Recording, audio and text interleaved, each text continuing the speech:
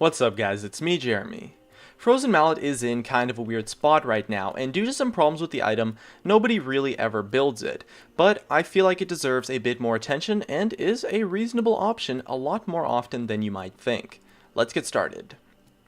Now the first thing to think about is why nobody really ever builds the item, and it's mostly due to the gold efficiency. Without taking the passive into account, Frozen Mallet is only about 90% gold efficient, which realistically is actually kind of bad. There's often a lot better options to maximize your gold usage in game, but we have to consider how much does this gold efficiency actually matter. Well, I think of it like this. Gold efficiency matters a lot less as the game goes on. The more gold you have throughout your build as a whole, the less the gold efficiency matters, and the more slot efficiency matters.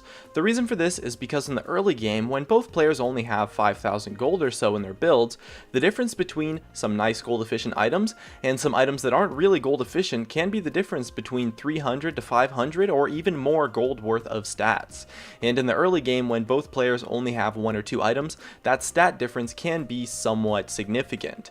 But when both players have 3 or 4 items, even something as big as 500 gold worth of stats probably won't matter at all, since fights will be way more decided by positioning and utility, and the gold value of stats won't matter as much. And since in the early game, 500 gold of stats might be like a 10% difference, but later on it can be as small as 3% or even less, which is totally insignificant. And because of this notion of gold efficiency, I think Frozen Mallet gets passed by a little bit more often than it deserves, and as such is an underrated item and can be really solid when picked up as a third or later item in a build.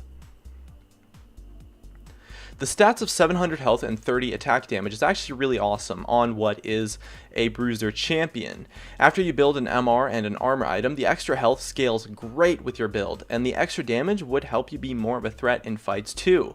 And because of that, I think it's a great item to pick up on tanky champions if you want the utility. And it's honestly a great defensive item option for AD carries too. The 40% slow for melee champions and 30% slow for ranged champions is actually really potent. For comparison, red buff only slows by 24 and 15% respectively on melee and ranged champions. And since the Frozen Mallet slow applies on your auto attacks, the utility it can bring can actually be really good.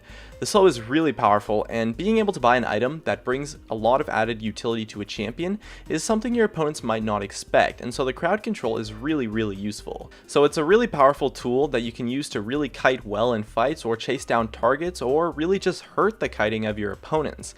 And that kind of utility you bring to a fight will almost always result in a lot more tankiness or a lot more damage as a whole for you to pull off as the fight goes on, or if anything, the extra crowd control will help your team out a lot. So I recommend considering the Frozen Mallet option on bruisers, especially ranged bruisers, as well as a defensive AD carry item, since the utility can give you a lot of hidden power in your games. Hey guys, it's me Jeremy. Thanks for watching my video. If you enjoyed it, definitely make sure to hit that like button so I can tell, as well as you can check me out on Facebook and Twitter at Gaming Curios.